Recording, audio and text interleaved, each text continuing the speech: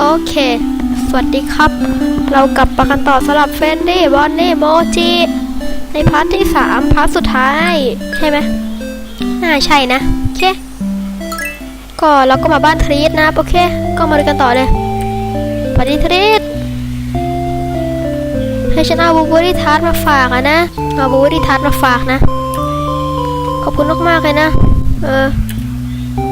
แน่นอนอยู่แล้วนะฉันต้องเอาอาหารมาให้เธออยู่แล้วนะวันนี้เธอเป็นไงบ้างฮะสนุกมากหรือเปล่าอะใช่ก็โอเคอะนะ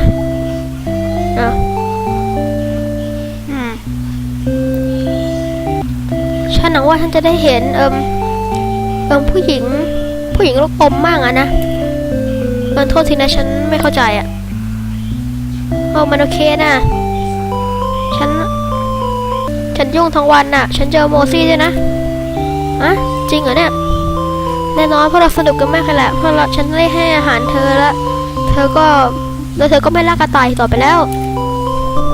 ว่านั่นก็เป็นสิ่งที่ดีนะใช่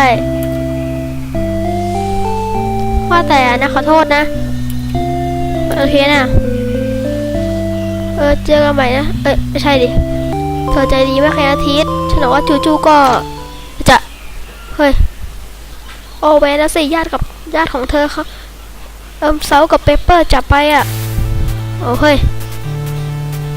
เขาไม่ฟังฉันเลยคิดว่าพวกเขาต้องกินเธอแน่เลยอ่ะไม่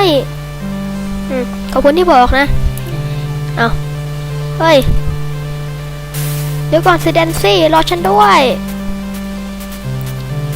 มาคนแรกเลยโอ้ทีฉันกลัวเลยฉันไม่กล้าเข้าไปหาหมาจิ้งจอกนั่นน่ะฉันจะหยุดเขาเองโอ้อะไรเนี่ยมันเกิดเรื่องบาปนี้ขึ้นได้ไงเนี่ยฉันเคลียร์เองนะโอเคเอาไปเด็กเราจะเอาเนื้อนี่ไปทำอะไรกินเนี่ยน่าจะอร่อยพอสมควรแล้วเนี่ยซอลอย่าเพิ่งทำอะไรบ้าๆนะบอกตรงมาแล้วหมาจิ้งจอกโจโอเคไหมเนี่ยโมจิเอาไปจากที่นี่ซะดูซิว่าใครมาน่ะปล่อยเธอซะโทษทีนะทำแบบนั้นไม่ได้อะน่ะหมาป่าอย่างนายน่ะเธอมากวนประสาทเราก่อนเองนะได้โปรดหยุดเธออย่าทำอะไรนะคิดจะต่อสู้หรือฮะเจ้าหมาป่าพวกเรา2 คนน่ะชนะแกได้อยู่แล้วนะไม่ฟังเสียอ้าวมึงเอาฉากต่อสู้มาทำไมเนี่ยรันไม่ได้นะก็ต้องสู้เอาตีเข้าอยู่ไหมโจมตีเอาที่ชนะโอ้มันแย่มากเลยเจ้าหมาป่าทำไมถึงแพ้ได้เนี่ย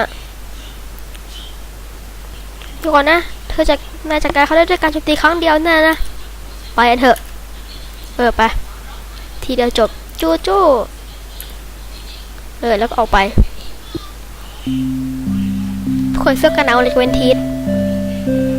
คือทีสมันก็ใส่เสื้อแหละแต่แค่เสื้อมันกลมกลืนกับขนมันนะเลยมองไม่ค่อยเห็นจู้ไปเลยไปฉันขอโทษนะเธอคงจะโอเคใช่ไหมเห็นมะเหมือนจะโอเคที่ไหนเราเธอไม่เห็นหรือไงเจ้าพวกหมาจิ้งจอกนะมันพยายามจะทำร้ายมันไม่ดีนะรู้ไหมก็เพิ่งไปเปิดฉากก่อนเองไม่ใช่เหรอจู้ฉันไม่แล้วคงทำเหมือนกันไม่ใช่ไหมล่ะไม่มันไม่แย่ขนาดนั้นหรอกนะฉันจะกลับไปที่บ้านใช่วันนี้มันนานมากแล้วควรจะกลับไปได้แล้วมั้งไม่ดีบอกให้กลับที่บ้านใช่ไหมฉันบอกว่าให้กลับไปที่บ้านไงทำไมล่ะเธอพูดอะไรเนี่ยถ้าเกิดเธอมายุ่งกับเรื่องพวกนี้แล้วก็อาจจะมีใครสักคนตายก็ได้ทำไมถึงพูดอย่างนี้ล่ะคิดเพิ่งช่วยเธอมานะจูเธอไม่คิดมากเลยเหรอทำไมอะไรเพราะ อเธอพูดอะไรไม่ดีกับพวกเขายังไงล่ะทำให้พวกเขาโกรธน่ะเธอคิดว่าเป็นความผิดฉันงั้นเหรอไม่ฉันไม่พูดอย่างนั้นกูพูดเองความผิดมึงจริงๆนี่หว่าฉันจำเป็นต้องปกป้องทุกคนในหมู่บ้านนี้ถึงแม้ว่ามึงจะเป็นกวนตีคนอื่นเขาก็ตามแต่ทำไมล่ะกระต่ายหมาจิ้งจอกนะไม่มีทางมีความสุขได้หรอก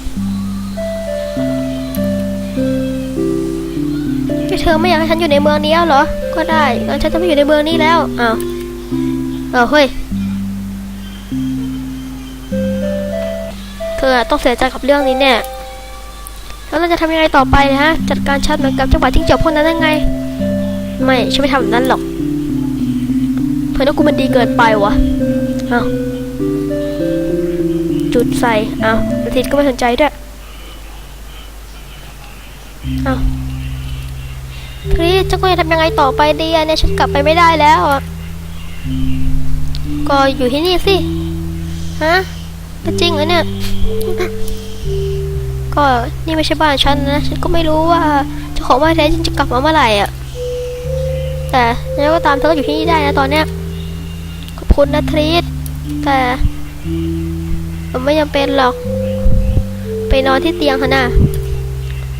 โอเคแต่ว่าฉันไม่ต้องการให้ช่วยเหรอฉันรู้นะฉันรู้ to be continue